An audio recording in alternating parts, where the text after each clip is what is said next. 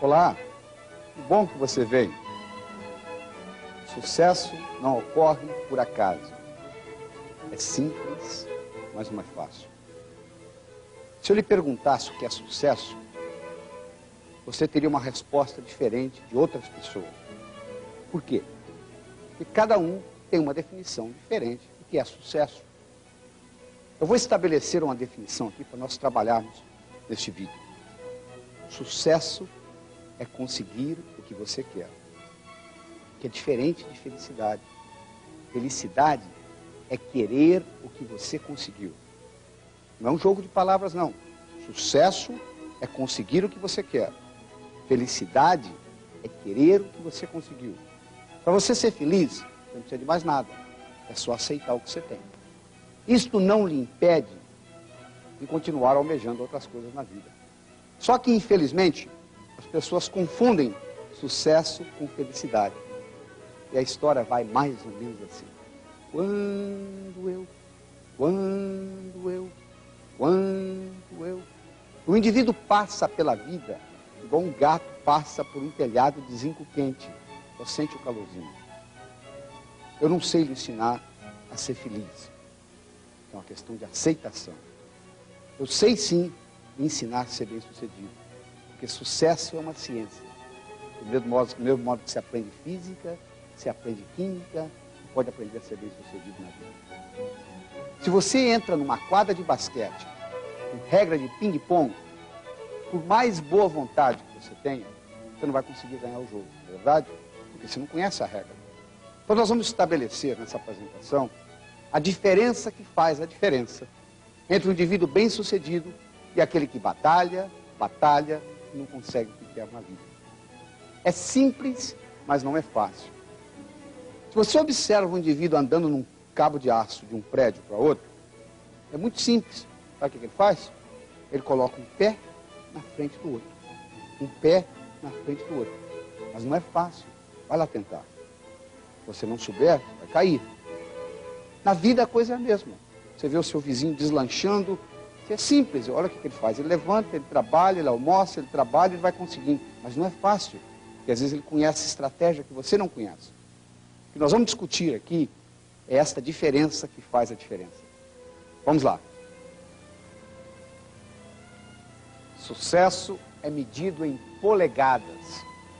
Olha a corrida de cavalo, você tem aqui o cavalo que chegou em primeiro lugar, você tem aqui o cavalo que chegou em segundo lugar. O primeiro colocado ganhou um prêmio de 15 mil dólares. O segundo colocado ganhou um prêmio de 5 mil dólares. Isso significa que o primeiro cavalo é 3 vezes mais veloz do que o segundo? Claro que não.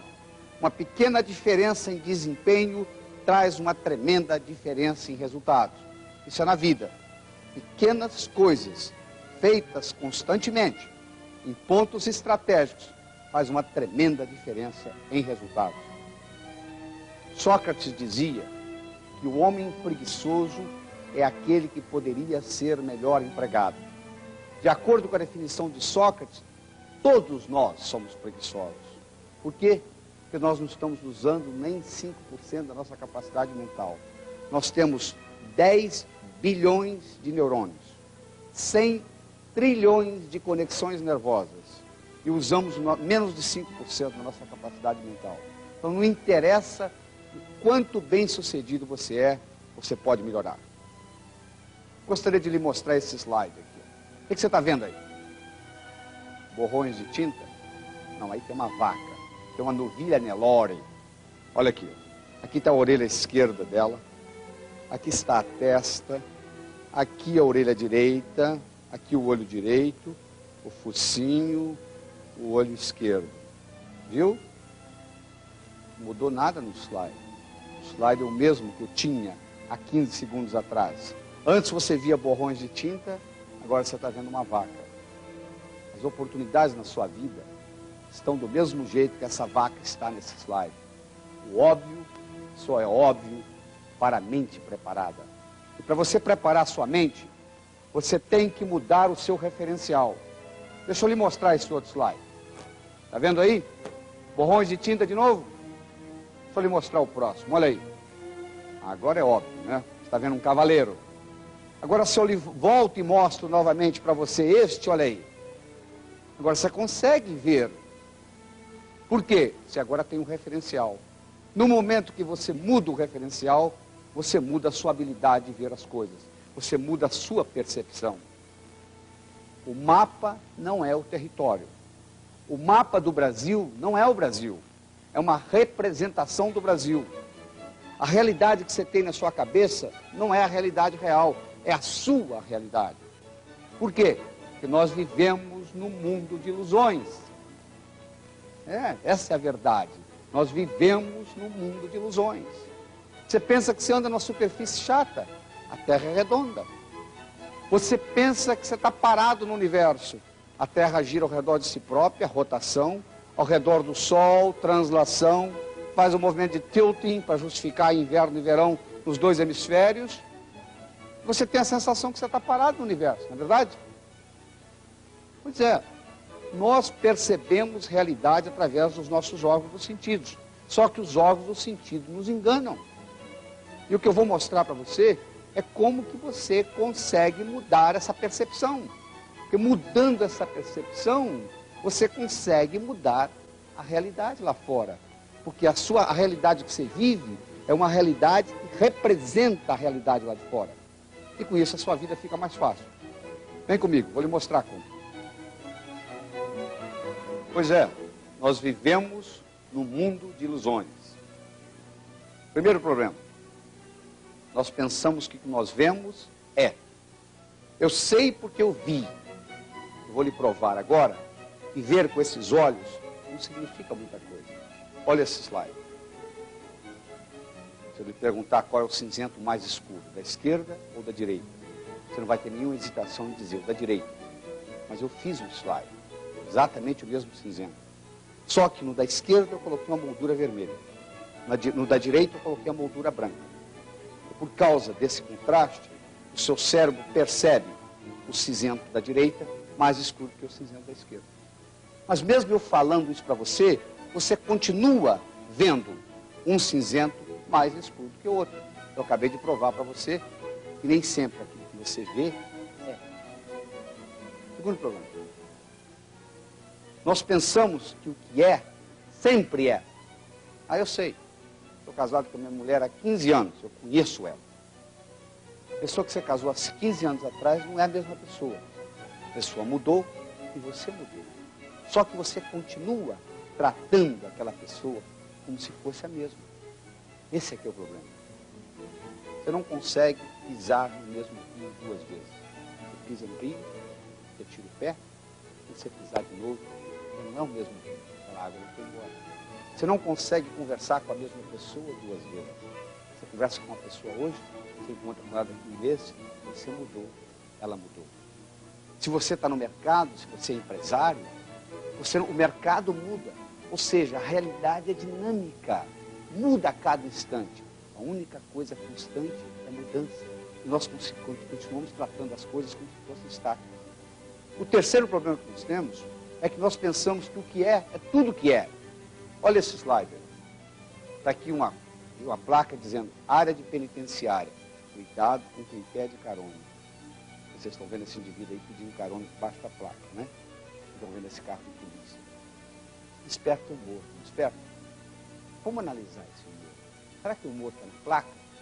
Área de penitenciária, cuidado com quem pede carona? Não.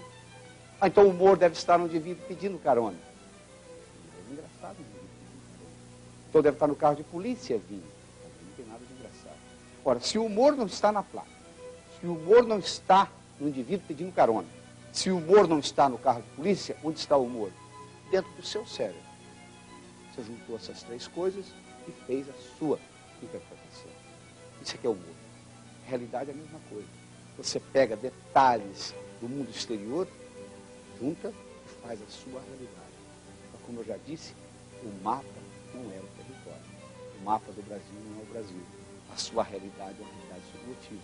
Você pode mudar. Isso que nós vamos fazer nessa apresentação. Para fazer isso, você tem que entender a diferença que faz a diferença entre os indivíduos bem-sucedidos e aqueles que batalham e não conseguem ter na vida. Então eu gostaria de apresentar para você, nesse vídeo, 3 características importantes. E primeiro eu vou lhe contar como elas surgiram. Existiu nos Estados Unidos um indivíduo de nome Andrew Carnegie. O senhor Andrew Carnegie era o indivíduo mais rico na época dele.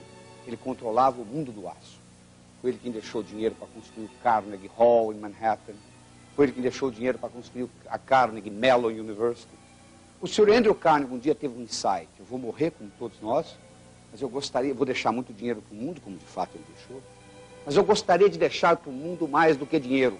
Eu gostaria de deixar essa habilidade que eu tenho, de tudo que eu coloco a mão, vira ouro. Ele resolveu criar uma coisa chamada ciência do sucesso. Mas ele era um indivíduo extremamente ocupado. Ele não tinha tempo para isso. Uma noite, numa festa, ele conheceu um jovem de 19 anos de idade, de nome Napoleon Hill. Ele ficou extremamente impressionado com a inteligência desse jovem. Ele propôs para o jovem essa ideia de fazer um estudo da ciência do sucesso. Por 25 anos. Napoleon Hill foi para casa, estudou, avaliou a ideia, voltou e aceitou.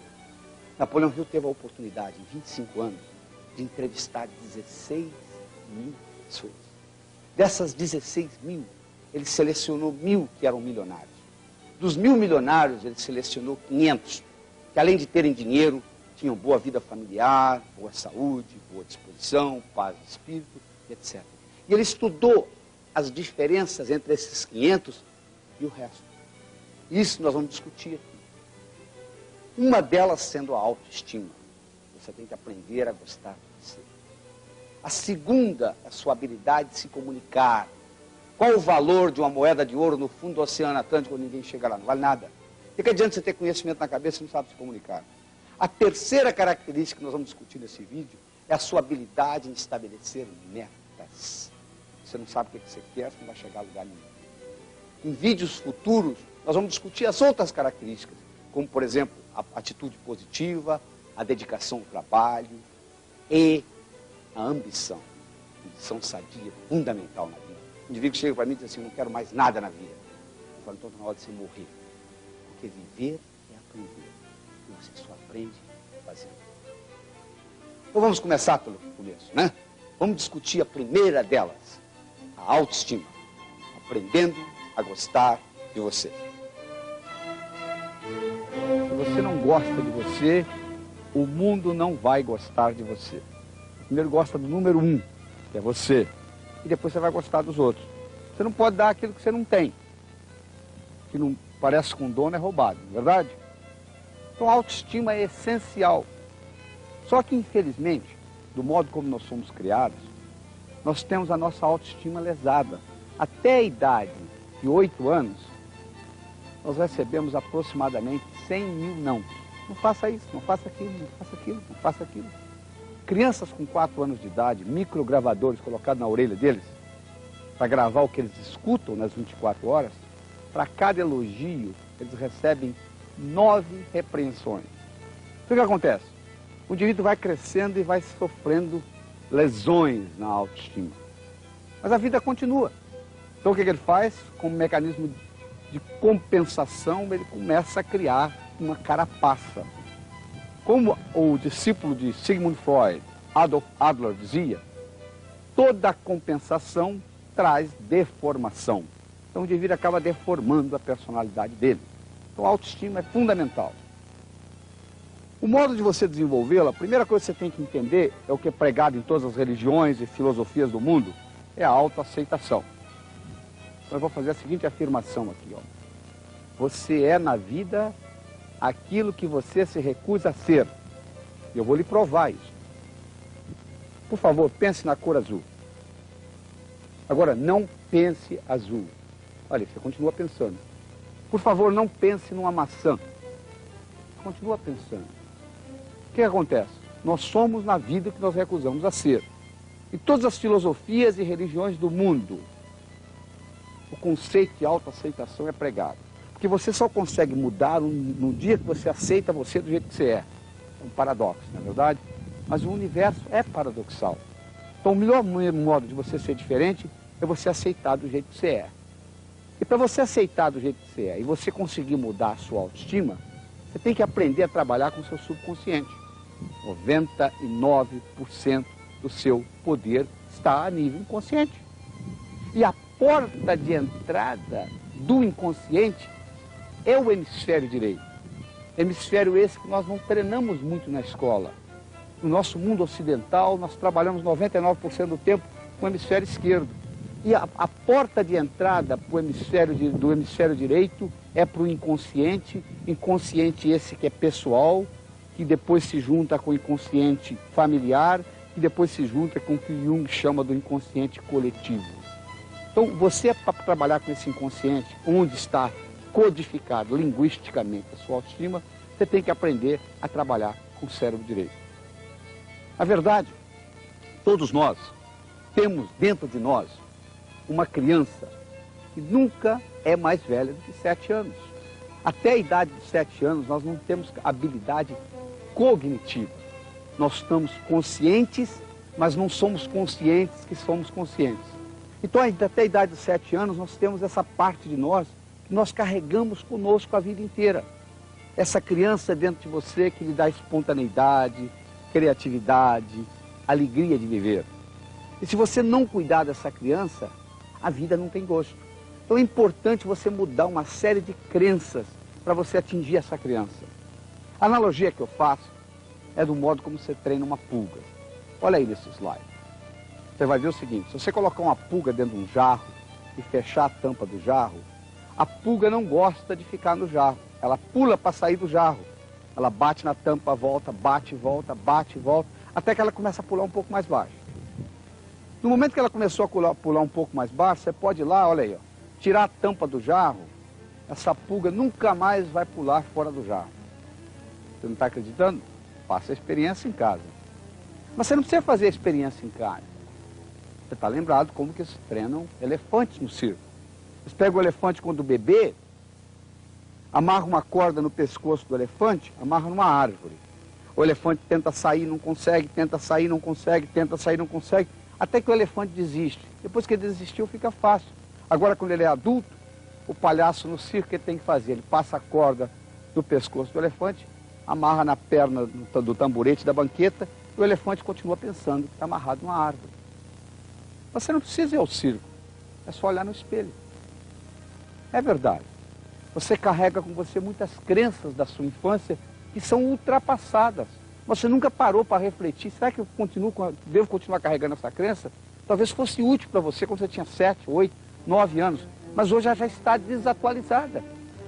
É muito importante você levar em consideração isso, quais são as crenças que não são mais úteis na minha vida, no dia a dia, de hoje.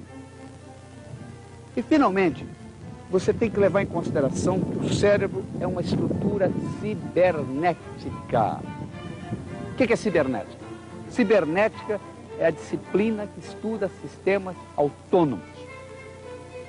Se eu coloco um termostato no ar-condicionado de uma sala, e eu coloco lá 22 graus Celsius, eu acabei de colocar inteligência numa máquina. A partir daí, esse ar-condicionado vai ligar e desligar, independente da minha interferência, baseando-se na temperatura da sala. E a temperatura da sala vai ficar mais ou menos em torno daquele que eu coloquei no termostato. Você tem os seus termostatos, você tem um termostato dentro de você para dinheiro. Por exemplo, está escrito na sua testa em letra invisível quanto que você vale. Se tiver escrito que você vale 10 mil dólares por ano, o mundo vai lhe entregar 10 mil dólares por ano. Se tiver escrito na sua testa com letra invisível que você vale 1 milhão de dólares por ano, o mundo vai lhe entregar 1 milhão de dólares por ano. Então o segredo é você mudar o seu termostato com relação a dinheiro, mudar o seu termostato com relação a relacionamento, com relação à saúde e assim por diante. Como que se muda?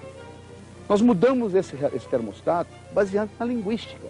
Nós somos animais linguísticos. Linguagem nos diferencia dos outros seres e nos faz humanos. Toda essa codificação no seu cérebro é uma codificação linguística. Do mesmo modo que isso foi codificado linguisticamente, isso pode ser recodificado linguisticamente. Então vamos aprender isso. Vamos lá.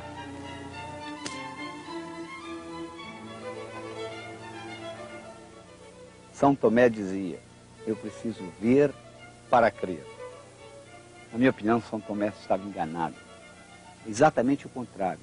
Eu preciso crer para ver. Já imaginou se todo brasileiro assumisse a atitude do seguinte: eu só acredito que a situação do Brasil vai mudar no dia que mudar. Eu também. Todo mundo ficaria de braços cruzados esperando a situação mudar. Tudo que acontece de importante no universo, alguém primeiro acreditou antes de ver. O paradigma é exatamente o contrário, é crer para ver, em vez de ver para crer. Diz que um executivo chegou em casa um dia, com uma mala cheia de trabalho para o dia seguinte. Ele tinha um filhinho de 6 anos de idade, queria brincar com ele. O filhinho perturbando: pai, vamos brincar, pai, vamos brincar, pai. E o executivo disse: não, filho, o pai não pode brincar, ele tem muita coisa para fazer. E o menino continuou insistindo. Aí o executivo teve uma ideia. Ele abriu o jornal, tinha o mapa do mundo. Ele pegou uma tesoura, cortou aquilo em pedacinho, entregou para o menino e falou: meu filho, ó, monta aí, na hora que estiver tudo certinho, o pai brinca com você. Pensando que isso fosse demorar horas. 5 minutos depois o menino volta: pai, está montado. Não é possível, filho. Mas como que você fez isso? Muito simples, pai. Aquele jornal que o senhor me deu cortado, do outro lado da página, tinha o retrato de um homem. Eu virei, eu coloquei o homem certo. Quando eu virei, o mundo estava certo. Mas não é isso verdade? Quando o homem está certo, o mundo está certo. Não tem nada errado com o mundo. O mundo é um lugar paradoxal, potencialmente abundante, feito para todo mundo ganhar.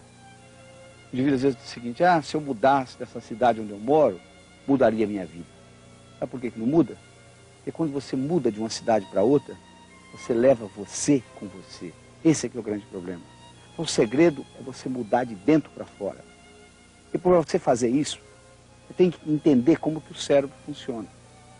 Você tem que entender que um passarinho para voar precisa de 2 asas.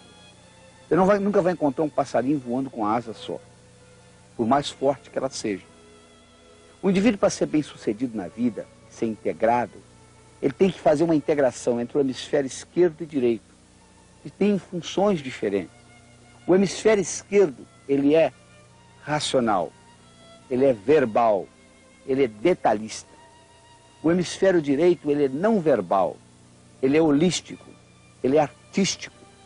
O hemisfério esquerdo, ele vê a árvore, mas não consegue ver a floresta. O hemisfério direito, ele vê a floresta, mas ele não consegue ver a árvore. Então o que nós temos que fazer é uma combinação dessas duas coisas, da razão e da emoção. Todas as vezes que a razão brigar com a emoção, nós pagamos um preço. Se o indivíduo disser o seguinte: vou roubar um banco. Por quê? Porque lá que tem dinheiro. Mas a parte direita do cérebro dele disser: não faça isso não, que é antiético, ele vai lá e rouba o banco. 10 anos depois ele aparece com câncer, não sabe por quê? Porque houve uma falta de integração, de congruência entre a parte esquerda e a parte direita. Então nós temos que fazer essa integração entre a parte esquerda e a parte direita. Além disso, nós temos que fazer uma integração entre o pensar e o agir. Pensamento sozinho não resolve no mundo. O universo só conspira a favor de ação. O pai da psicologia moderna se chamava William James. O Dr. James era filósofo, psicólogo, professor da Universidade de Harvard. Uma vez foi perguntado ao Dr. James: Dr. James, na sua opinião, qual foi a descoberta mais importante nos últimos 100 anos no campo do desenvolvimento humano? O Dr. James diz: na minha opinião, a descoberta mais importante foi que antes a gente pensava que para a gente agir, a gente tinha que sentir primeiro. Hoje nós sabemos que o contrário também é verdadeiro. Se você começar a agir, a vontade aparece. Dona de casa sabe disso. Você já está com preguiça de arrumar uma gaveta, ela arruma a gaveta, acaba arrumando o armário, acaba arrumando o quarto, acaba arrumando a casa inteira. Então, no momento que você começa a fazer alguma coisa, a vontade vai aparecendo. O Dr. James tem uma frase famosa que diz o seguinte: o passarinho não canta porque está feliz. Ele está feliz porque canta. O passarinho não canta porque está feliz. Ele está feliz porque canta. Ou seja, comece a agir, que a ação é fundamental.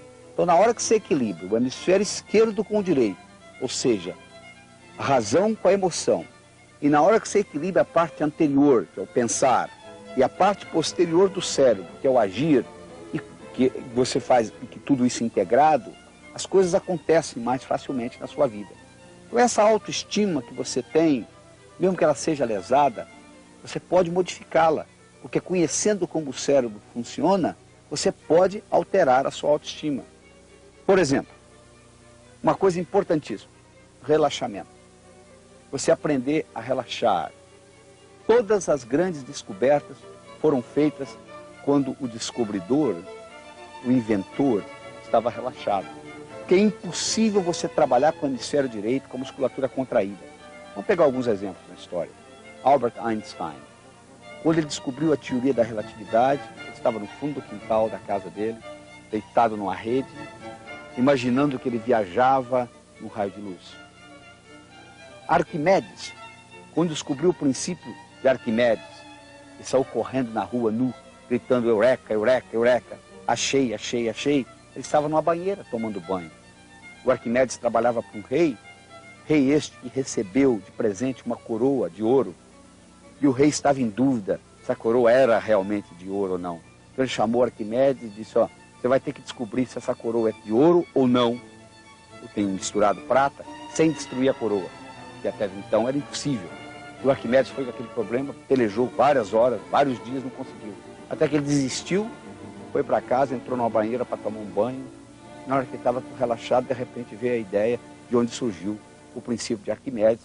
Ele descobriu que sem destruir a coroa, ele conseguia, através da densidade da prata e da densidade do ouro, colocado na água, saber se a coroa era realmente pura, somente ouro ou não. Então o relaxamento é fundamental. Nem que você relaxe 2, 3, 4, 5 minutos por dia. Você tem que parar e deixar o cérebro direito trabalhar. Einstein já dizia, imaginação é mais importante do que conhecimento. Segunda coisa importante que você tem que entender é a habilidade de visualizar. Uma visualização bem feita, quando bem feita, o cérebro não sabe se aquilo realmente aconteceu ou não. Mas nós não aprendemos na escola. Na Universidade de Yale, nos Estados Unidos, eles fizeram um estudo, eles pegaram 30 estudantes que não sabiam atirar. Deram para eles um revólver e 10 balas. E puseram um alvo e cada um deu 10 tiros. Placar horrível, ninguém sabia atirar. Dividiram em 3 grupos de 10. O primeiro grupo viria ali 5 vezes por semana, durante 6 semanas, 20 minutos por dia, praticar atirar. O segundo grupo, 5 vezes por semana, durante 6 semanas, só que não atiraria, praticaria só com o dedo. E o terceiro grupo, iria ali, 5 vezes por semana, 6 semanas, 20 minutos por dia, conversar, bater papo. 6 semanas depois, eles retestaram os 3 grupos. O grupo que praticou com o revólver melhorou 83%. O grupo que praticou somente com o dedo, imaginando que estava atirando, melhorou 82%. E o grupo que ficou ali conversando não melhorou nada, mostrando que o revólver era nada mais, nada menos, um instrumento para manter a sua mente fixa. Vai ter uma reunião importante amanhã? Visualiza aquela reunião dando certo. Quanto custa isso? A visualização é fundamental no processo do sucesso. Outra coisa importante para você desenvolver a sua autoestima é você entender que não existe sucesso sem falha. Aliás, não existe falha no mundo. A única falha que existe é não participar. Como é que você aprendeu a andar? Você levantou, caiu, levantou, caiu, levantou, caiu, levantou, até que um dia você andou. Às vezes você caísse e falou, não levanto mais. Você não teria aprendido a andar. Então, a única falha que você pode cometer é não participar. Os estudos mostram também que é muito importante para a sua autoestima você aprender a sorrir. Já percebeu que as mulheres sorriem mais do que os homens? E elas vivem mais, 9 anos mais do que os homens. Você vai num lobby de um hotel, você vê um casal saindo do elevador, o homem sai sério, a mulher sai sorrindo. Quando você sorri, você libera do seu sistema nervoso, do seu sistema endócrino, uma substância chamada beta-endorfina, que é um hormônio importante. E isso ajuda, um hormônio anti-estresse. Além disso, para você franzir a testa, você utiliza 32 músculos. Para você sorrir, você utiliza apenas 28. Sorria, nem que seja por economia. Outra coisa importante para você desenvolver sua autoestima, você tem que capitalizar nas suas qualidades e não nos seus defeitos. Você tem que perguntar em que eu sou bom. Olha esse slide aí, ó. Você está vendo aí, ó. Esse baixinho que está aí, ele mede 1,50 m. O nome dele é Bill William Shoemaker. Esse outro aí, que nem cabe no slide direito, tem 2,20 m. O nome dele é William Chamberlain. William Chamberlain foi um dos maiores jogadores de basquete que o mundo já teve. William Shoemaker foi um dos maiores jockeys que o mundo já teve. Você já imaginou o Bill Shoemaker com 1,50 m jogando basquete? Seria medíocre, não é? Você já imaginou o Chamberlain com 2,20 m querendo ser jockey? Pobre do cavalo. Não sairia do lugar. Mas infelizmente no mundo tem muito Shoemaker querendo jogar basquete e tem muito Chamberlain querendo ser jockey. Você tem que questionar o seguinte: quais são as minhas qualidades? E você tem que capitalizar nelas. É importante você entender isso. Outra coisa importante é você melhorar a sua autoestima, seus amigos. Se você vive em terreiro de peru, é muito difícil você aprender a voar com águias. Já é difícil você nadar contra a correnteza, principalmente com peso amarrado no pescoço. Você tem que procurar amigos que são do seu nível ou melhor, para te jogar para cima e não puxar você para baixo. É importante você entender isso. E finalmente, no trabalho da sua autoestima, você tem que levar em consideração o seguinte, que semelhante atrai semelhante. Se você abrir a torneira da pia da sua casa, sai água. A água vai para o esgoto. O esgoto vai para o rio. O rio vai para o mar. A água vai para a água. Para quem que vai dinheiro? O pobre? Não. Para quem tem dinheiro. Sucesso? Para quem tem sucesso. Amor? Para quem tem amor. Ódio? Para quem tem ódio. Então, você quer o que é aumentar seu sucesso na vida? É muito simples. De vez em quando você para e dá uma avaliada e diz assim, quais são as coisas importantes que eu já fiz na minha vida que eu fui bem sucedido? E você começa a pensar naqueles sucessos do passado e aquilo lhe permite atrair mais sucesso no futuro. E finalmente, eu gostaria de terminar esse capítulo da autoestima mostrando para você esse slide aí. Está vendo esse jarro aí de bolas de diferentes cores? Imagine que as amarelinhas sejam aquelas condições, aquele condicionamento negativo que você recebeu da infância, aquelas crenças que você quer se livrar delas.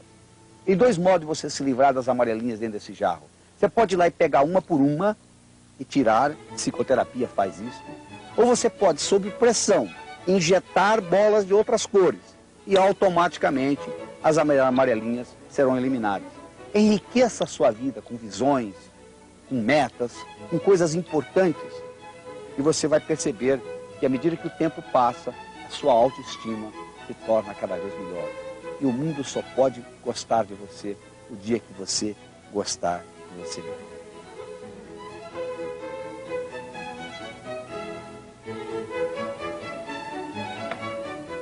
Comunicação. Qual o valor de uma moeda de ouro no fundo do Oceano Atlântico, onde ninguém chega lá? Vale nada. O que adianta você ter conhecimento aqui se você não consegue se expressar? Nós vivemos na era da informação. Informação só é válida quando comunicada. Na era da agricultura, mandava no mundo quem tinha terra. Na era industrial, mandava no mundo quem tinha capital. Na era da informação, manda no mundo quem tem informação. Informação na gaveta ou dentro do cérebro não vale nada. Tem que ser comunicado. Agora eu lhe pergunto, o quanto de comunicação você aprendeu na escola? Praticamente nada. A sua habilidade de se comunicar é por autodidatismo ou por osmose. Então eu vou lhe mostrar aqui como que o cérebro se comunica. E isso vai fazer uma diferença grande no seu dia a dia. Você é julgado na vida por 4 coisas. O que você faz, a sua aparência, o que você diz e como você diz o que você diz. O que você faz? É muito importante o modo como você descreve a sua profissão. Eu posso pegar 2 pedreiros, um ao lado do outro. Eu pergunto para o primeiro pedreiro, o que você faz na vida? Se eu sou pedreiro, eu coloco um tijolo em cima do outro. Eu pergunto para o segundo pedreiro, o que você faz na vida? Eu sou pedreiro, eu estou construindo a Catedral de Notre Dame, que vai ficar para a posteridade. Os 2, fisicamente, fazem a mesma coisa, colocam um tijolo em cima do outro.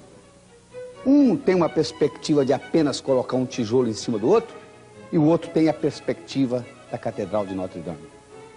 Às vezes, os funcionários das empresas me dizem, porque o meu chefe não me valoriza. Eu pergunto, e você, valoriza o seu trabalho? Porque não espere que o seu chefe vai valorizar o seu trabalho antes de você valorizá-lo. Então é muito importante o modo como você descreve e valoriza a sua profissão. Segundo, a sua aparência. Se você quer servir exército, não apareça lá com o uniforme da Marinha. A aparência, você tem que, na sua aparência, dar a mensagem daquilo que você quer comunicar. O que você quer comunicar com a sua aparência? Você imaginou se eu estivesse dando uma aula aqui de sucesso, de jeans furado no joelho, camiseta com a tatuagem aqui, barbudo, mascando um chiclete? Quer dizer, mas esse é um indivíduo que falou que vai falar sobre sucesso? Se eu vou falar sobre sucesso, eu tenho que ter uma aparência de sucesso. Não é verdade? Por exemplo, o valor da gravata. Fizeram um estudo no metrô de Nova York, na época que o metrô era centavos, colocaram 50 centavos na mão de um estudante, e esse estudante ficava na porta, na entrada do metrô, dizendo o seguinte: com licença, eu esqueci minha carteira em casa, eu tenho que ir embora para casa, faltam 25 centavos. Dá para o senhor completar, ou a senhora completar? Ele fez isso 1 hora, ganhou $6. Nada mal, né? Na segunda hora, eles colocaram uma gravata nele. Ele ganhou 18. 3 vezes mais. Será? Porque ele ganhou experiência. No segundo dia, eles inverteram. Primeira hora de gravata, segunda hora sem gravata. Quando ele estava de gravata, ele ganhava 3 vezes mais que quando ele estava sem gravata. Quando ele estava de gravata, teve gente que ofereceu para ele dinheiro para o jornal, sem ele pedir, sem ele solicitar. Você vê o valor da aparência. Terceiro, é muito importante o que você fala. Nós temos 2 ouvidos e uma boca. Porque enquanto você não falou nada, ninguém sabe se você é inteligente ou não. Mas se você falou e falou besteira, não tem jeito de você voltar atrás. Então a gente aprende muito mais escutando do que falando. Cuidado com aquilo que você fala, porque uma vez que você falou, não tem jeito de voltar atrás. Quarto, não é só o que você fala, é como você fala o que você fala. Eu poderia trazer alguém aqui que fizesse uma apresentação usando o mesmo vocabulário que eu estou usando, exatamente o mesmo. A apresentação poderia ser muito melhor ou muito pior, porque não é só o que você fala que conta, é como você fala o que você fala. Aliás, na vida, muito mais importante do que o que é o como. Nós vamos aprender esse como fazer isso agora.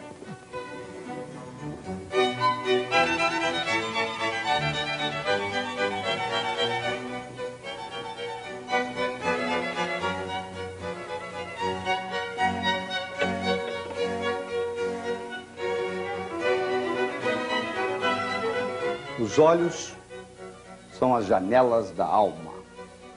Já escutou isso? Eu digo o seguinte: os olhos são as janelas da mente. Através do movimento dos olhos, você pode aumentar a sua criatividade, melhorar a sua memória, aguçar a sua inteligência e se tornar um melhor comunicador. Como? Vamos aprender. Você pode movimentar os seus olhos em 9 posições diferentes. Você pode olhar para cima, para a esquerda, para o centro, para a direita. Você pode olhar na horizontal, para a esquerda, para o centro, para a direita. Você pode olhar para baixo, para a esquerda, para o centro, para a direita. Dependendo da posição que você coloca o olho, você ativa uma área diferente do cérebro. Todas as vezes que você olha para cima, você ativa no cérebro o trabalho com imagens. Você olha para cima, para a direita, você está criando imagens que você ainda não tinha.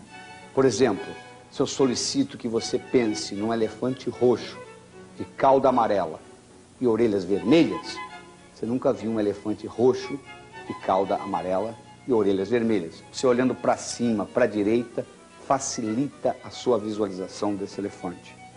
Se eu lhe pergunto qual foi a cor da blusa ou da camisa que você usou antes de ontem, se você olhar para cima, para a esquerda, você ativa a parte do cérebro que vai lhe trazer aquela imagem. Então, através do movimento dos olhos para cima, você facilita o processo visual. Se você trabalha com os olhos na horizontal, você já está ativando a parte auditiva. Do mesmo modo, Se você olha na horizontal para a direita, você está ativando a parte do cérebro que cria sons. Por exemplo, um compositor musical compondo no piano, se ele olha na horizontal para a direita, ele se torna o melhor compositor, por incrível que pareça. Se você olha na horizontal para a esquerda, você está recordando sons que você já tinha no seu cérebro. Por exemplo, você lembra da face do indivíduo, mas você não consegue lembrar do nome. E de repente, João, me lembrei. O que você fez? Você colocou o olho na posição certa. Aliás, muitas reclamações de que a minha memória é ruim, na realidade não tem memória ruim. Todas as memórias são boas. Só que às vezes o indivíduo tem dificuldade em ter acesso à memória porque o movimento dos olhos está fraco. Do mesmo modo que você enfraquece a musculatura estriada, a musculatura do seu corpo, você enfraquece a musculatura do globo ocular. Então, à medida que você enfraquece, você movimenta menos e com isso prejudica a sua memória.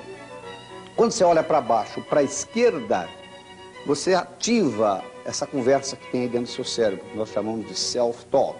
Você passa a conversar mais com você mesmo. Você percebeu que você está conversando com você o tempo todo? Essa conversa que está perguntando que conversa, essa aí. Se você olha para baixo, para a direita, você tem sensações proprioceptivas do seu corpo e emoções. Então, de acordo com a posição do olho, você ativa área diferente do seu cérebro. Se eu estou conversando com você e eu percebo que o seu olho subiu, eu não sei o que você está pensando, mas eu sei como que você está pensando, usando imagens. E se na conversa eu introduzo a seguinte frase: você está vendo o que eu estou falando? Eu introduzi a palavra vendo porque eu percebi que o seu canal visual estava aberto. Então a nossa comunicação melhora. Toda vez que você pensa, todo pensamento, por mais simples ou complexo que ele seja, ele pode ser desmembrado em 3 componentes: imagem, som e sentimento. Se eu lhe pedir para recordar um evento agradável no seu passado, você vai perceber que vem uma imagem com ou sem som, dependendo do barulho da onda, do barulho do vento, da música, e a sensação agradável, porque eu solicitei uma agradável. Todo pensamento, por mais simples ou complexo, ele pode ser desmembrado nesses 3 componentes. Eu digo sempre o seguinte: o abecedário do pensamento tem 3 letras: imagem, som e sentimento. Então, através disso, porque, claro, tem pessoas que são mais visuais, tem que ver para aprender. Tem pessoas que são mais auditivas, tem que escutar. Tem pessoas que são mais sinestésicas, que nós chamamos, tem que fazer. Às vezes o indivíduo, por exemplo, o marido é visual e a mulher é auditiva. O marido chega em casa e a mulher diz: você não me ama mais. Claro que eu lhe amo. Eu lhe dei um carro, eu lhe comprei apartamento, eu lhe dou mesada. Ela diz: mas você não fala que você me ama. Ela é auditiva, ela quer escutar. Ele é visual, ele está mostrando. Então o bom comunicador é o indivíduo que é poliglota, falando uma língua só. Quando eu estiver conversando com visual, eu uso uma linguagem visual. Quando eu estiver conversando com auditivo, eu uso uma linguagem auditiva. Quando eu estiver conversando com sinestésico, eu uso uma linguagem sinestésica.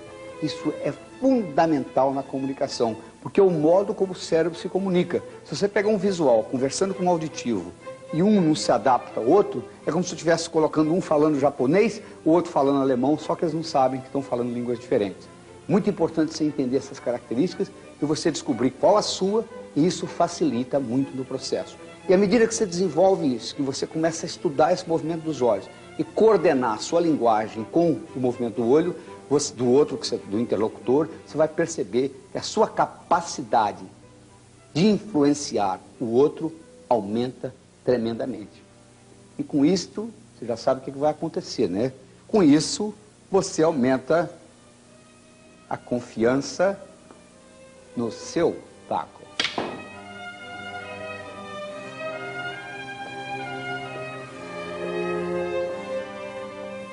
Falamos de autoestima, já falamos de comunicação, agora eu gostaria de discutir com você sobre metas.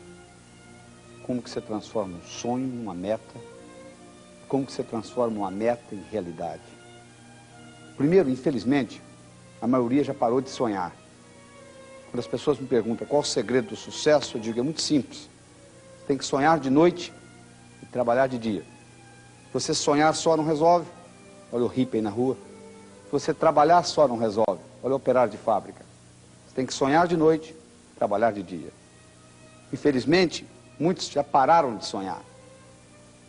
Tem muitos outros que sonham a vida inteira e nada acontece. Como que eu faço para transformar um sonho numa meta? É muito simples. Coloque uma data nos seus sonhos. Tudo aquilo que você colocou na categoria de algum dia, nunca vai acontecer. Algum dia eu vou abrir a minha empresa. O seu cérebro diz perfeitamente. Quando algum dia chegar, você abrirá. Só que não tem algum dia no calendário. O primeiro segredo é você colocar uma data no seu sonho. Aí ele vira meta. O segundo segredo é como que você transforma metas em realidade. Primeiro você tem que fazer um equilíbrio das suas metas. A sua vida deve ter várias metas diferentes. Por exemplo, você deve ter uma meta física.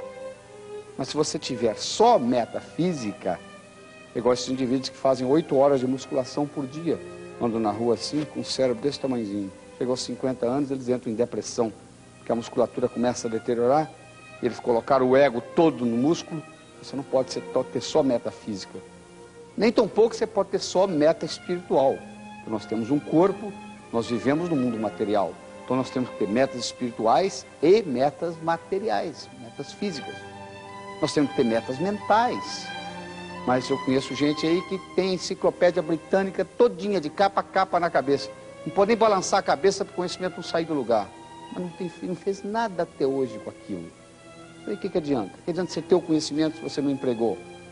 Tem gente que só tem meta financeira, só quer ganhar dinheiro, ganhar dinheiro, ganhar dinheiro. Infarto aos 40, não sabe por quê. Tem gente que só tem meta profissional. Como é que eu vou chegar a ser presidente da empresa? Você pode matar até a mãe para chegar lá. E adoece aos 50, aos 60 e também não sabe por quê. Tem gente que só tem meta familiar. Nos Estados Unidos existe uma síndrome chamada síndrome do ninho vazio, do empty nest. É a mãe de família que se dedica totalmente, integralmente aos filhos, a vida inteira. Os filhos crescem como nós crescemos, os filhos vão embora como nós fomos, e elas entram em profunda depressão, porque colocaram todos os ovos numa mesma cesta. Alguém veio e carregou a cesta, ficaram sem ovos. Então, os nossos filhos são muito importantes, tão importantes quanto a gente, nem mais, nem menos. Então você tem que fazer um trabalho de equilibrar todas essas metas na vida. E você tem que fazer um outro trabalho de transformar essas metas em realidade. Como nós fazemos isso? Muito simples. Primeiro, a meta tem que ser sua. Por que você está estudando medicina? Porque o papai gosta. Então por que você não manda seu pai fazer o vestibular se ele gosta tanto? Ninguém tem direito de escolher a profissão do outro. Cada um tem o direito de escolher o que quer na vida. Então primeiro você tem que checar o seguinte: eu estou fazendo isso para mim ou eu estou fazendo isso para agradar alguém? Se for para agradar alguém, não é sua, não vai dar certo. Segundo, a meta tem que ser específica. O cérebro trabalha ciberneticamente. Significa precisão. O indivíduo diz assim: eu quero dinheiro. O subconsciente fala: dinheiro você já tem no bolso. Eu quero mais. Tá bom, te dou mais $1, mais dinheiro. Não é assim. Você vai mudar a temperatura de um termostato de um ar-condicionado e você me pergunta: que temperatura que eu coloco aqui? Eu falo: coloca mais ou menos. Você vai fazer o quê? Não tem jeito. Em cibernética não tem mais ou menos, e o cérebro é cibernético. Você fala assim: eu quero $50 mil na minha conta até o fim do ano que vem. Aí é específico. Eu não estou garantindo que você vai tê-lo, ou obtê-lo, mas eu estou garantindo que a chance de você obtê-lo aumentou tremendamente no momento que você colocou especificidade na sua meta. Você tem que estar comprometido com a sua meta, não é envolvido não, é comprometido. É muito fácil ser bem sucedido na vida. Você tem que fazer o que precisa ser feito, só que a maioria não está disposta a fazer o que precisa ser feito. Você tem que ter comprometimento com o que você vai fazer, não é envolvimento só não, vai além de envolvimento. Comprometimento. A sua meta tem que ser grande. Quando você conta para o seu melhor amigo, ele não acredita. Quando me mudei para os Estados Unidos em 76, eu falei para um amigo meu: em 3 anos eu vou ensinar cardiologia para os americanos. Ele riu de mim. Sabe quanto tempo levou? Em 8 meses, eu dei a minha primeira apresentação em Washington, D.C., para 400 cardiologistas. Quando eu disse para ele, e ele riu, eu sabia que o tamanho estava bom, não precisava aumentar. Você tem que mirar na lua, porque se você errar, você ainda vai estar entre as estrelas. Ela tem que ser grande. A sua meta tem que ser feita de tal jeito que você tem que fazê-la a longo prazo. Onde você vai estar daqui 1 ano, daqui 5, daqui 10, daqui 20. Porque se você não fizer meta a longo prazo, se o seu chefe der uma bronca em você amanhã de manhã, você vai ficar chateado o resto do dia. Mas se você tem um planejamento a longo prazo, isso faz parte do plano. Que plano? Se você falha em planejar, você está planejando em falhar. Então, é muito importante que você planeje as coisas a longo prazo. Você tem que dividir em tarefas diárias. Você diz assim, eu quero ser milionário em 5 anos. Muito bem. Onde você vai estar daqui a 4, daqui a 3, daqui a 2, daqui a 1 ano, daqui a 6 meses, daqui a 30 dias, daqui a 1 semana? O que você vai fazer amanhã de manhã para ser milionário daqui a 5 anos? É só esperar o tempo passar, não. E o bonito é que na hora que você divide essas metas em pequenas fatias, é igual comer um salame. Se eu lhe der um salame todo, você não quer comê-lo. Se eu cortar em pequenas fatias, e você vai conversando e tomando uma cerveja, você acaba comendo metade do salame sem sentir. O mesmo ocorre com as metas. Quando você corta elas em pedacinhos, você vai digerindo um a um e o tempo vai passando. E finalmente, você tem que saber onde que você está com relação à sua meta. Se você liga para mim e pergunta, como que eu chego a essa cidade onde você está? E eu lhe pergunto, onde você está? Você diz, não sei. Estou perdido. Eu vou dizer para você, você vai me desculpar, mas eu não posso lhe ajudar. Porque se você não sabe onde você está, como que eu vou lhe orientar? Se você soubesse, eu poderia dizer, ó, você está ao norte daqui, dirija a sul. Se você está ao sul daqui, dirija a norte. Mas se você não sabe onde você está, eu não posso lhe dar nenhuma orientação. Você tem que saber onde você está com relação às suas metas. Uma vez eu ministrava um curso desse nos Estados Unidos, um americano disse, eu quero $50 mil na minha conta até o fim do ano. Eu perguntei para ele, quanto que você tem? Ele disse, não sei. Poucas semanas depois ele me ligou. Você não vai acreditar. Eu somei o meu saldo das minhas contas bancárias. Sabe quanto que eu tenho no banco? Falei, quanto? Ele falou, $55 mil. Foi engraçado, né? Você já estava pedindo uma coisa que você já tinha. Aliás, na vida é muito comum o indivíduo pedir uma coisa que ele já tem. Ele diz assim, Deus, se eu tivesse talento. O que você acha que é talento? Talento, meu amigo, é 10% inspiração e 90% perspiração. Você tem que suar a camisa. Você acha que um bom pianista, ele sai, senta no piano e começa a tocar piano? Não, ele pratica e depois chama ele de talentoso. Quanto mais você pratica, mais sortudo você fica. É isso aí. Quanto mais você pratica, mais sortudo você fica. E você tem que se concentrar naquilo que você quer, e não naquilo que você não quer. Se você se concentra naquilo que você não quer, ao invés de se concentrar naquilo que você quer, é como se você estivesse dirigindo um carro olhando pelo retrovisor. Você sabe de onde você está vindo, você não sabe para onde você está indo. Às vezes eu pergunto, o que você quer na vida? Eu não quero doença, eu não quero tristeza, eu não quero pobreza. Não estou perguntando o que você não quer. Eu quero saber o que você quer. Qual é a sua visão? Qual é a sua perspectiva? Para onde você quer ir? Então você, se toda manhã você fizesse 3 perguntas para você mesmo, e eu vou terminar esse vídeo deixando para você essas 3 perguntas fundamentais. Essas perguntas são, o que eu quero? Onde que eu estou com relação ao que eu quero? E como que eu chego lá? Quando você começa a questionar o seu cérebro com as perguntas certas, as respostas serão certas. O que eu quero? Onde que eu estou com relação ao que eu quero? E como que eu chego lá? Espero que você chegue lá. Bom? Até o nosso próximo encontro. Até logo. Falar sobre atitudes, vamos falar sobre trabalho e vamos falar sobre a ambição. Vamos começar falando sobre atitudes. O que conta na vida não é o que acontece, mas como você responde ao que acontece. Isso é que é importante. Deixa eu lhe contar uma história pessoal minha. Quando eu tinha 16 anos de idade, meu pai faleceu. Faleceu no dia 12 de abril. Muitos anos depois, eu tive uma filha, de nome Cristine, que hoje tem 12 anos de idade, que nasceu, por coincidência, no dia 12 de abril. Todas as vezes que eu ia comemorar o aniversário da Cristine, eu ficava na minha cabeça com um dilema.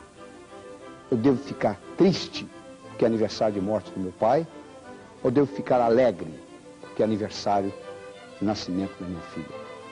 E aquilo perdurou comigo por muitos anos, até que um dia alguém me perguntou: que dia do mês? Que mês que seu pai morreu? Falei: abril. Que dia? 12. É interessante. A Cristine faz aniversário no mesmo dia. Falei: é. Pois é, você perdeu alguém que se amava tanto e Deus lhe deu de volta uma pessoa que se ama tanto exatamente na mesma data. Plom!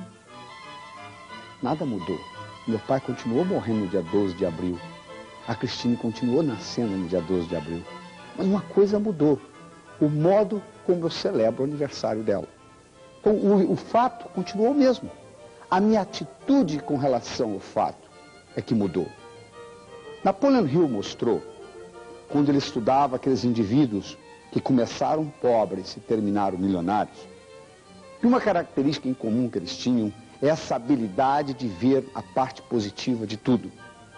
Se você entrega um copo pela metade para alguém, essa pessoa pode vê-lo metade cheio ou metade vazio. Tudo na vida tem o seu lado bom e o seu lado ruim. A sua percepção depende muito de uma palavra que eu vou introduzir no seu vocabulário agora, que é o paradigma. Depende muito do paradigma que você vive. Paradigma nos explica o mundo. E são um conjunto de regras, regulamentos, que nos fazem ser bem-sucedidos nesse mundo. Por exemplo, se você é do sexo masculino, e num domingo de manhã você vai à piscina, e você tira a sua camisa e mostra seus mamilos, não tem nada demais. Mergulha na piscina, sai, tudo bem. Se você é do sexo feminino, você vai a um clube, e você tira o sutiã, vai ser uma confusão. Mas por quê? Por que o mamilo masculino pode ser mostrado e o mamilo feminino não pode? Simplesmente por paradigmas. Se você for na floresta amazônica, a índia anda com o mamilo de fora e tudo normal, não tem nada. Porque ela nasceu assim, ela foi criada naquele paradigma. E os paradigmas estão para a gente do mesmo modo que a água está para o peixe. O peixe não sabe que ele vive na água, a não ser que você tire ele da água. Se um peixe nunca saiu da água, ele nem vai saber que existe água. Você só percebe que você vive dentro de paradigmas o dia que você sair do paradigma. E o interessante é que no momento que você sai do paradigma, as coisas mudam. Outras coisas acontecem. Então o que nós vamos começar discutindo nesse vídeo é como que nós fazemos para perceber o paradigma no qual nós vivemos e o que nós temos que fazer para mudá-los. Tá bom? Tudo que acontece de novo no universo passa por 3 fases. A primeira fase é novo, mas provavelmente não é verdadeiro. Se a nova descoberta é realmente verdadeira, passa por uma segunda fase. É novo, é verdadeiro, mas não é importante. Se a descoberta é realmente importante, passa por uma terceira fase. É verdadeiro, é importante, mas todo mundo sabe, não é novo. O que acontece? Há uma mudança de paradigmas. O Dr. Thomas Kuhn foi um professor na Universidade de Harvard. Ele fez uma avaliação dos últimos 400 anos de ciência. Ele estudou os 400 anos de descoberta científica. Ele tem um livro chamado The Structure of Scientific Revolutions, a estrutura das descobertas científicas. E o Dr. Thomas Kuhn mostrou que o indivíduo cientista, quando descobre um dado que não encaixa no que ele está pensando, das duas uma. Ou ele desconhece o dado totalmente, ou ele manipula até encaixar no paradigma dele. Ou seja, nós percebemos o mundo de acordo com os nossos paradigmas. Albert Einstein nunca usou a palavra paradigma, mas Albert Einstein dizia o seguinte: os problemas importantes não podem ser resolvidos no mesmo nível de pensamento que eles foram criados. O que Einstein queria dizer com isso? Que você, para resolver problemas, às vezes, você tem que mudar um paradigma. Deixa eu lhe mostrar um paradigma em ação. Olha esse slide. 9 pontos. O problema é o seguinte, com 4 linhas retas, sem tirar o lápis do papel e sem passar pela mesma linha mais de uma vez, cobrir esses 9 pontos. Então vamos aí, ó. 1, 2, 3, 4. Esse aqui ficou sobrando, não deu, né? Vamos tentar diferente. 1, 2, 3, 4. Esse aqui ficou sobrando, não deu, né? Você pode continuar tentando, que você não vai conseguir, a não ser que você mude o seu paradigma. Olha esse slide aí, ó. Vupt, vupt, vupt, vupt. Ah, mas agora nós saímos do quadrado. Que quadrado? Quem falou que tinha quadrado? Você criou na sua mente o quadrado. Não tinha nenhum quadrado. No momento que você saiu do quadrado, que você criou na sua cabeça, no momento que você saiu do seu paradigma, uma coisa que era impossível passou a ser possível. Houve uma época que existiu o conceito de que o mundo era chato. Na época que o mundo era chato, era impossível você fazer uma viagem de volta ao mundo. Como é que você vai fazer uma viagem de volta ao mundo, do mundo chato? Até que Nicolau Copérnicos veio e disse, não, matematicamente eu posso provar que o mundo é redondo. E ele provou. E Cristóvão Colombo comprovou. Agora que todos nós sabemos que o mundo é redondo, agora sim nós podemos fazer uma viagem de volta ao mundo. Olha o que aconteceu. No conceito do mundo chato, você não podia fazer uma viagem de volta ao mundo. No conceito do mundo redondo, você pode fazer uma viagem de volta ao mundo. Ou seja, quando você muda o paradigma, as suas possibilidades se multiplicam. Mas se é tão simples, por que as pessoas não mudam os paradigmas? Porque para você mudar um paradigma, você está querendo dizer o seguinte, eu sou obsoleto.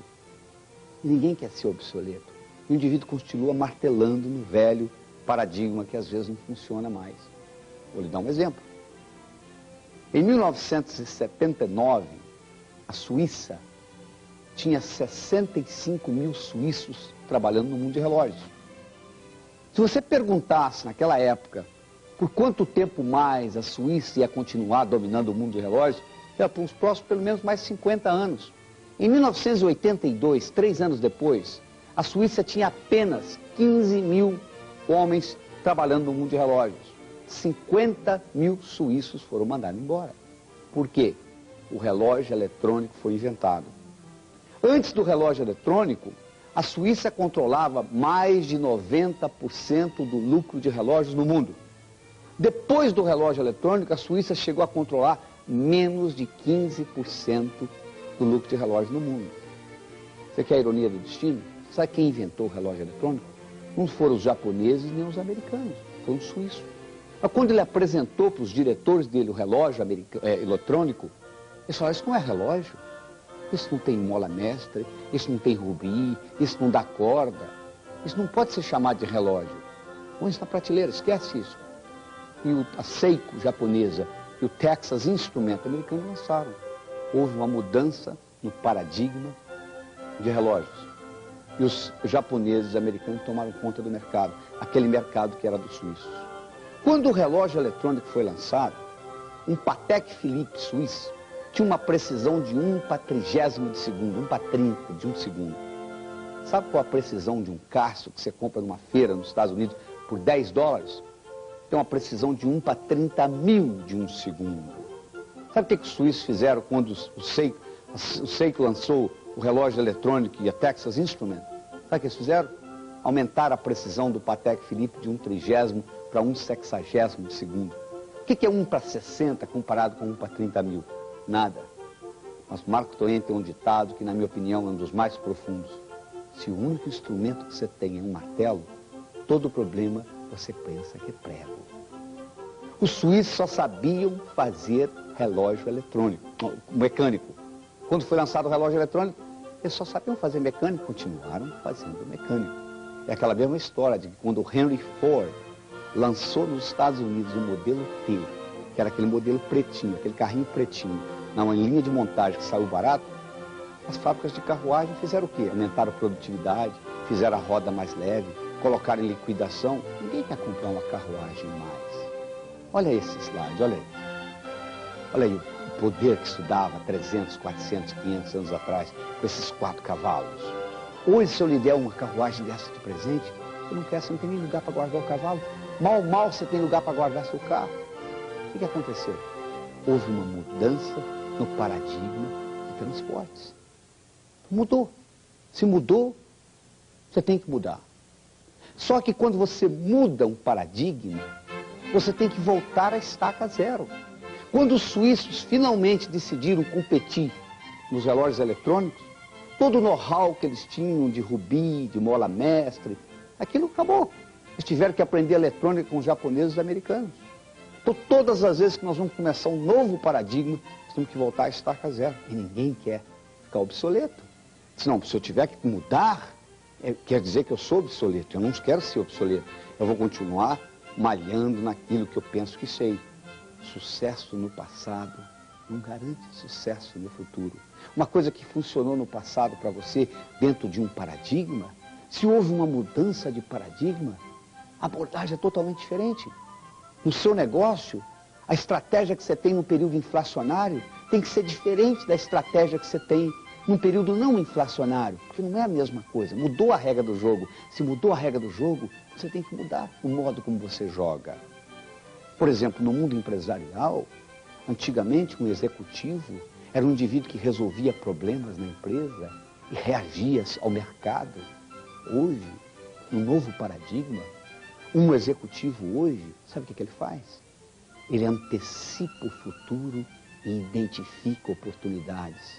Para isso que nós ganhamos dinheiro hoje, para identificar oportunidade para nossas empresas e para antecipar o futuro. Só que a antecipação é uma habilidade que não está sendo ensinada nas escolas. Então as escolas estão preparando os indivíduos para um mundo que não existe mais. Este é que é o grande problema. É o problema educacional, onde o indivíduo sai da faculdade, conhece todas as respostas das múltiplas escolhas. Depois que ele aprendeu todas as respostas, o mundo muda as perguntas. O segredo não é saber as respostas, e sim saber formular as perguntas. Falando em pergunta, meu amigo, eu vou deixar uma para você aqui. Você quer ser um mudador de paradigmas? Você quer mudar o paradigma na sua vida? Uma coisa eu posso dizer, o que hoje é impossível na sua vida, é impossível baseando-se no paradigma que você vive. Se você mudar o paradigma, isso se torna possível. Então a pergunta que você tem que fazer toda manhã é a seguinte: o que é hoje impossível na minha vida, mas que se fosse possível, mudaria fundamentalmente o modo como eu vivo? Você pode fazer essa pergunta para a sua vida pessoal, e você pode fazer essa pergunta para a sua vida profissional. O que é hoje impossível na minha vida pessoal, mas que se fosse possível, mudaria fundamentalmente o meu dia a dia? O que é hoje impossível na minha vida profissional, mas que se fosse possível, mudaria fundamentalmente o modo como eu opero na minha empresa? E respondida a primeira pergunta, eu lhe ofereço uma segunda. E se? Ou seja, e se eu fizesse isso que eu acabei de pensar? E se eu implementasse isso? Como que seria? E você começa a antecipar o futuro. Porque a antecipação do futuro é a habilidade mais importante da agora para frente. De tudo que você aprendeu na vida, a única coisa que sobrou com esse mundo caótico que nós vivemos, onde os paradigmas mudam numa velocidade muito grande, é a sua habilidade de aprender mais rápido. A única vantagem competitiva que você tem hoje é a habilidade de aprender mais rápido. Porque cada dia que passa, o volume de informação cresce. De agora para frente, o volume de informação cresce a cada 4 anos. A partir do ano 2000, cresce a cada 20 meses. Então você tem que fazer uma reestruturação, aprender a identificar e perceber as mudanças do paradigma e mudar com eles. Não tem outro jeito. Otimismo sozinho não resolve. Pessimismo atrapalha. Atitude é importante. Agora, só atitude também não resolve. Você tem que levar em consideração vários fatores. Mas se você já começa a ver só a parte negativa da coisa, o que acontece? Você não vai ter disposição para nenhum ato positivo. Consequentemente, seu resultado será fraco, será negativo. Se você tem uma atitude positiva, seus atos serão positivos, seus resultados serão positivos. Porque depende muito da sua interpretação. Essa história que aconteceu na China, uma vila da China, onde um menino de 7 anos sentado na calçada passou uma cavalaria e tinha um cavalinho que tinha nascido poucos dias antes e o cavalinho não conseguia acompanhar a cavalaria. E o dono da cavalaria olhou o menino prestando atenção no cavalinho e como o cavalinho estava atrapalhando a cavalaria, o dono da cavalaria perguntou para o menino: você quer esse cavalo para você? O menino: quero. Ele deu o cavalinho para ele. E o menino ficou encantado e levou o cavalinho para o curral. O vizinho do pai do menino foi até o pai do menino e disse: poxa, seu filho é de sorte, hein? Ele disse: por quê? Não, porque está passando uma cavalaria, tem um cavalinho e ele ganha o cavalinho. Disse: bom, pode ser sorte, pode ser azar. O cavalinho cresce, o menino cresce. Um dia o cavalo, que agora já é grande, vai embora, foge. E o menino fica triste. O rapazinho fica triste. O vizinho vem e conversa com o pai do rapaz. Poxa, seu filho é de azar, né? Diz: mas por quê? Não, porque ele ganha um cavalo, ele cresce com o cavalo, ele põe afeição ao cavalo, o cavalo vai embora. Ele diz: pô, pode ser sorte, pode ser azar. 6 meses depois o cavalo volta, acompanhado de cavalos selvagens.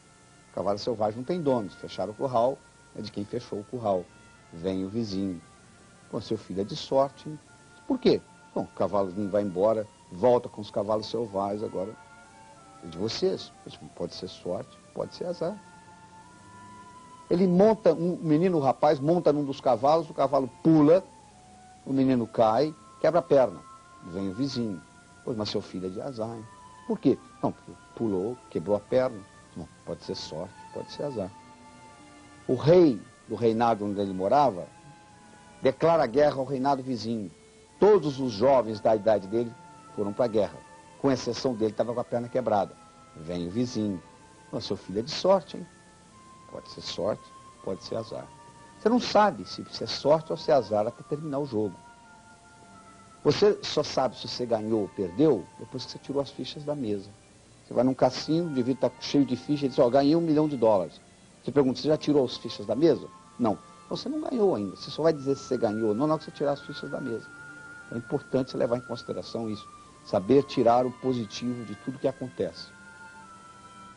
Próximo item que eu quero discutir com você é trabalho. O único lugar que eu conheço que sucesso vem antes de trabalho é no dicionário. Sucesso é com S, trabalho é com T. Mas, por outro lado, trabalho sozinho não traz sucesso. Olha o operário de fábrica.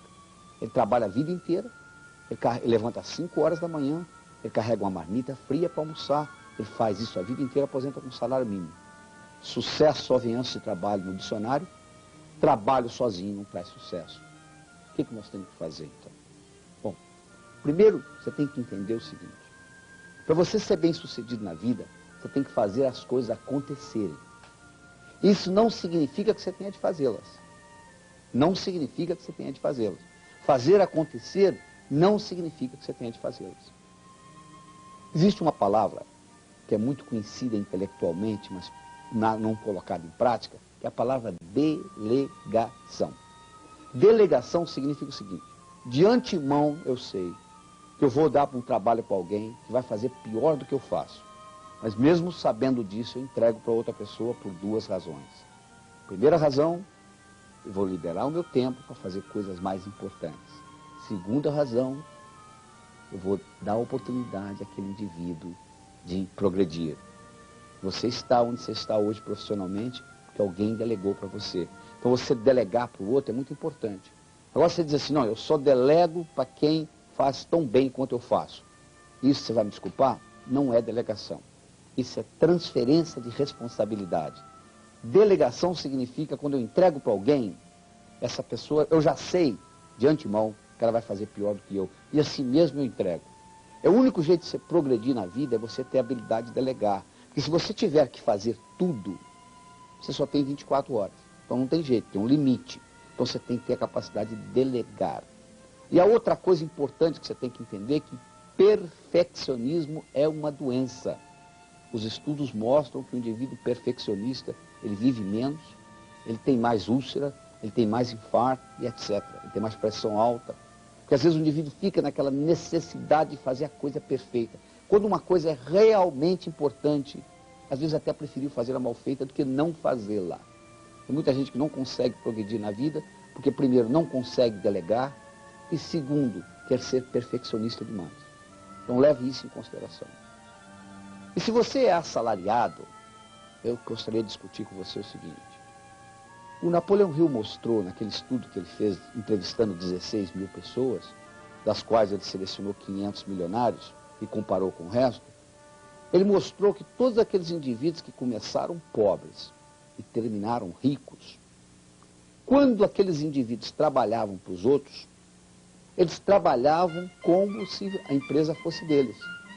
O maior erro que você pode cometer na face da terra é pensar que você trabalha para os outros. Você nunca trabalha para ninguém. Você está sempre trabalhando para você. Você pode ter até uma empresa que lhe dê o salário, que lhe dê o telefone, a secretária, etc. Mas quando você melhora, quem melhora é você. Se você for avaliar a estatística brasileira, mais de 50% das empresas abertas no Brasil por ano fecham nos primeiros 12 meses. Por quê? Porque os donos não têm know-how de ser dono de empresa. Porque o que acontece? O indivíduo tem a seguinte atitude: eu não vou me esforçar por essa empresa, porque ela não é minha. O dia que eu tiver a minha, aí sim. Mas acontece que o indivíduo não se empenhando, ele não aprende a ser dono de empresa. Aqueles que realmente vão para frente são aqueles que trabalham na empresa dos outros como se fosse deles. Eles trabalham na empresa economizando como se fosse deles, gastando como se fosse deles, planejando como se fosse deles, ou seja, assumindo todas as responsabilidades.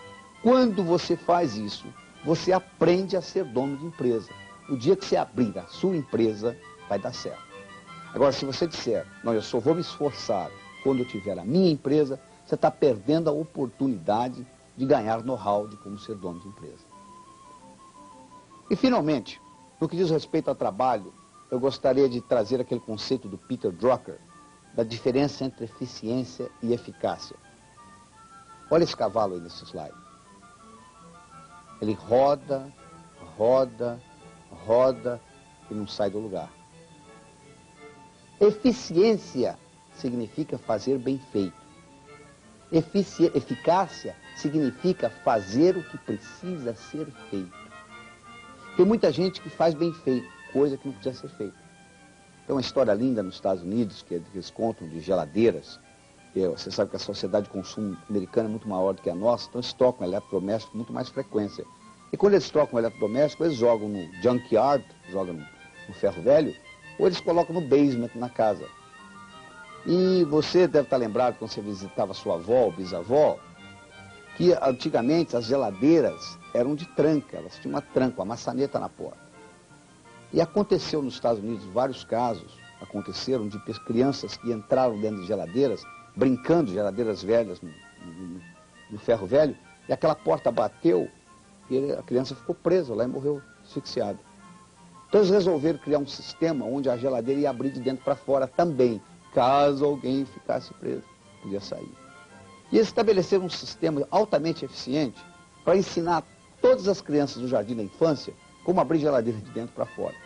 Quando estava tudo prontinho para começar, veio um sujeito e disse, para. Não precisa fazer nada disso. A única coisa que você precisa fazer é colocar um imã na porta da geladeira. Quando a geladeira, a porta fecha, o imã segura. Quando você quer abrir, é só puxar, não precisa colocar tranca, nem maçaneta, nem nada. Se alguém ficar preso dentro da geladeira, lá dentro é só puxar o pé, corrar o pé, que a porta abre. O grupo que tinha coordenado eficientemente ensinar as crianças como abrir geladeira de dentro para fora, você não está tudo arrumado para ensinar. Mas não precisa, não há necessidade. Para que perder tempo? Então, a mensagem que eu gostaria de deixar para você nesse segmento é a seguinte. Todas as vezes que você for fazer alguma coisa na sua vida e requeira tempo ou dinheiro da sua parte, pare, reflete e pergunte para você mesmo. Isso precisa ser feito ou não? Se a resposta é não, não perca tempo fazendo.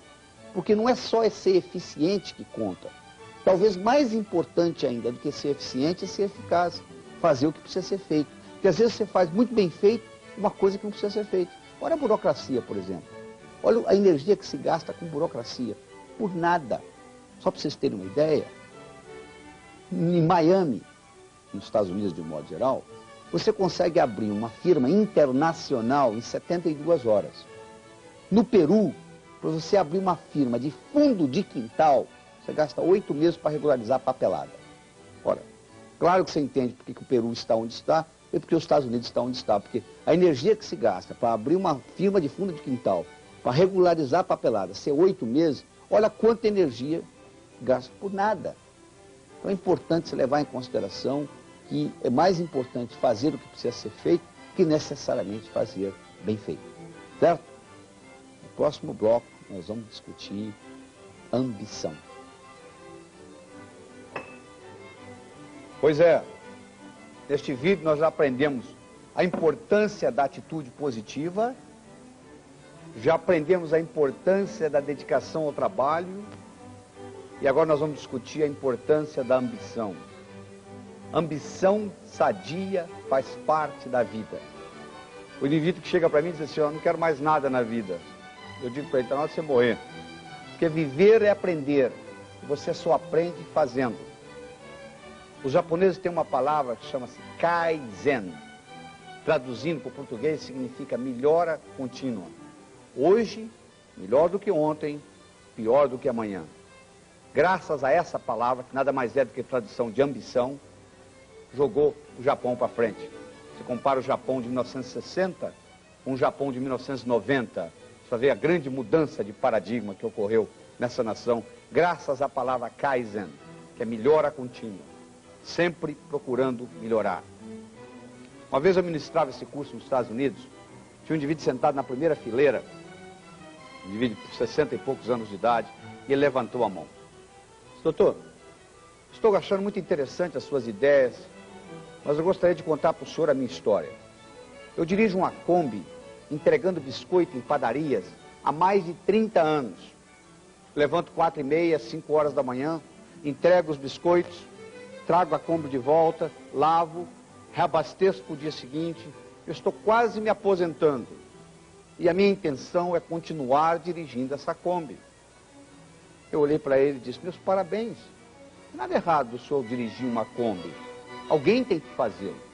O que tem de errado é que tem muita gente que no fundo, quer dirigir Kombi de biscoito e culpa o governo, a sociedade, a inflação, porque não vai para frente.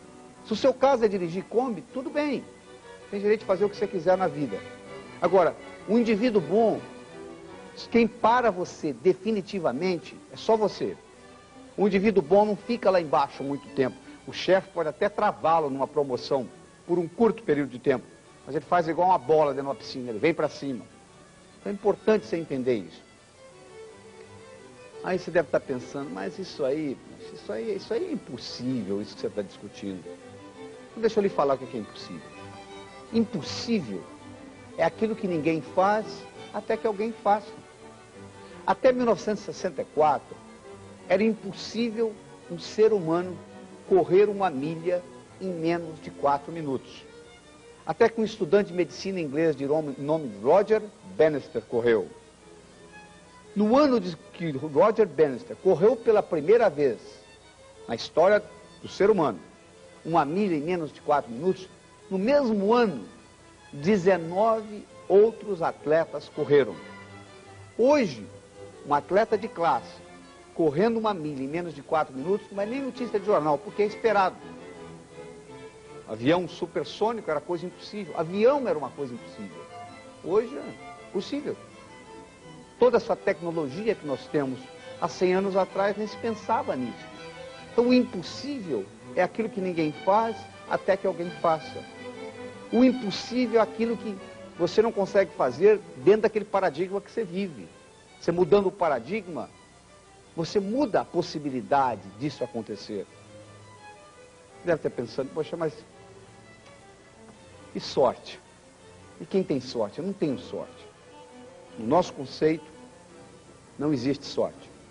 Sorte é quando preparação encontra oportunidade. Isso é que é sorte. Em 1975, eu trabalhava no Nordeste de Minas, numa cidade chamada Teófilo Otoni. Eu era sócio de um hospital lá com um grupo de médicos. E era uma sexta-feira à tarde, o telefone tocou de um hotel e o indivíduo diz, nós temos um hóspede aqui com dor no peito. Dá para o senhor vir? Falei, estou saindo para um fim de semana longo, chama outro. Ah, nós já telefonamos para outros médicos, eles falaram a mesma coisa. Tá bom, estou indo. Eu fui lá, encontrei um indivíduo que não falava português direito, com dor no peito, tirei um eletrocardiograma dele, está tendo um infarto. Levei-o para o hospital. No caminho para o hospital, ele me perguntou, você conhece meu filho? Eu falei, quem é seu filho? Ele me falou o nome do filho dele.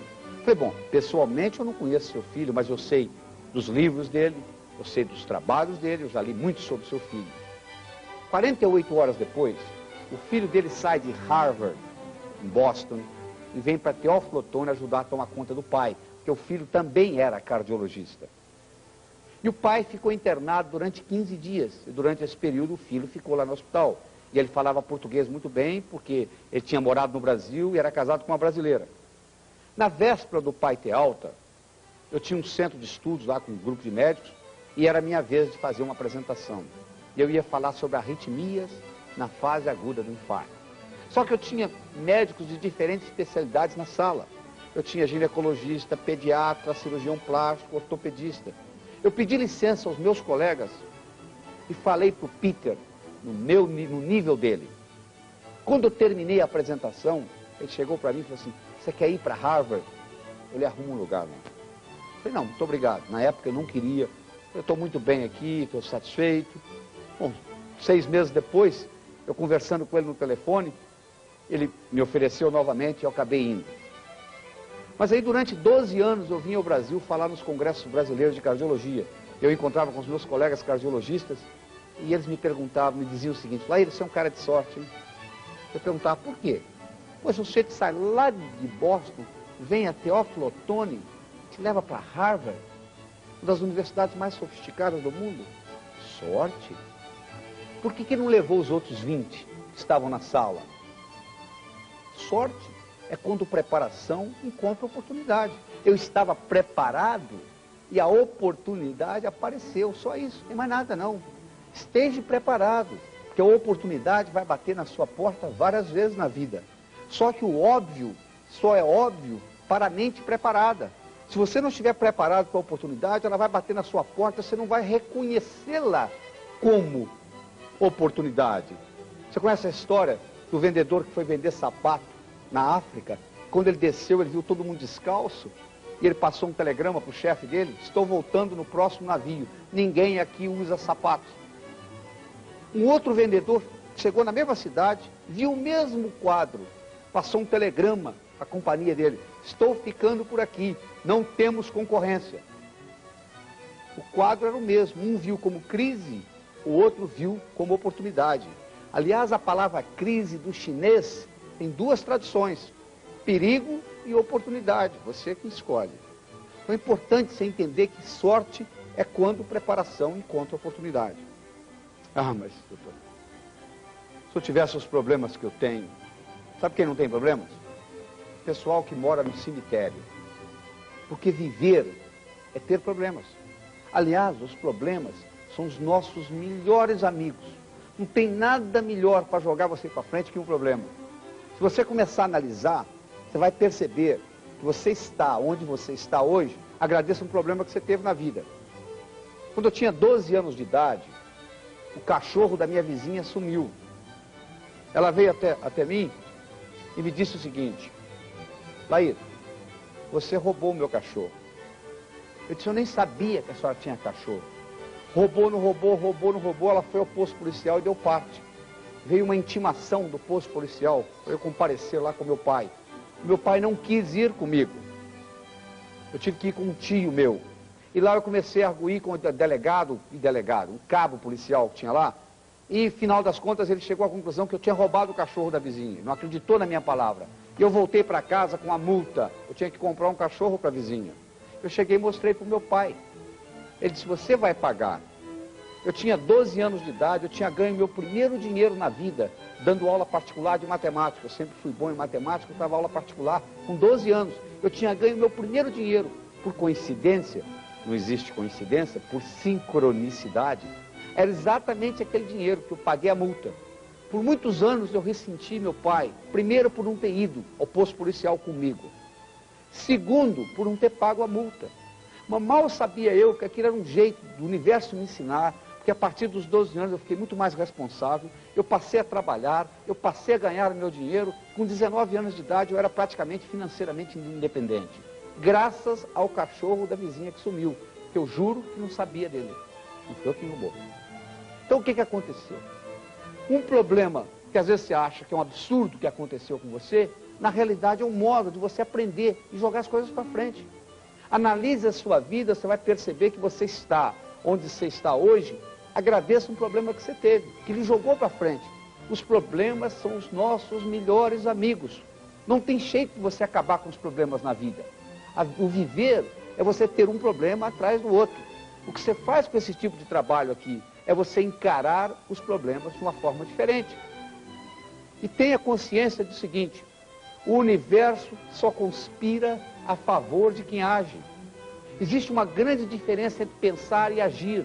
Tem gente que passa a vida inteira pensando, mas ação é o que conta. O filósofo alemão Goethe dizia: se você pensa que você pode, ou sonha que pode, comece. Ousadia tem poder e mágica. No momento que você começa, o universo conspira a seu favor.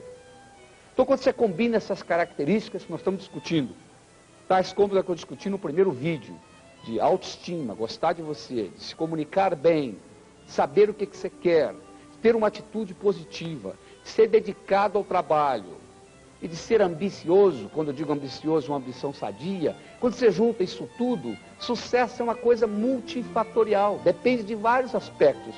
Quando você junta isso tudo, essa é a diferença que faz a diferença entre um indivíduo bem-sucedido e um indivíduo que batalha, batalha, batalha e não consegue o que quer na vida.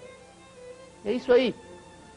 E eu gostaria de terminar essa apresentação contando para você uma história, que é a seguinte. Era uma vez, numa pequena vila da Grécia, vivia um sábio. Sábio este que era famoso, porque até aquele dia, todas as perguntas feitas a ele, ele soube responder. Um dia, um jovem adolescente, conversando com um amigo dele, disse: eu acho que eu sei como eu vou enganar esse sábio. Eu vou esconder um passarinho nas minhas mãos e vou perguntar para ele se o passarinho está vivo ou morto. Se ele falar vivo, eu vou espremer e deixar cair morto nos pés dele. Se ele falar morto, eu vou abrir a mão e deixar o passarinho voar. Não interessa o que ele responder, ele vai errar. O jovem pegou o passarinho, escondeu nas mãos, foi para o sábio e disse: diga-me, sábio, o passarinho que está nas minhas mãos está vivo ou morto? O sábio olhou para ele e disse: meu jovem, a resposta está nas suas mãos. Esse conhecimento que você está escutando aqui pode entrar num ouvido, sair no outro. Ou pode ter um impacto profundo na sua vida. Seja qual for, o que eu gostaria de deixar a você como mensagem final é o seguinte: o seu sucesso, tanto pessoal quanto profissional, esteve, está e sempre estará nas suas mãos. Muito obrigado.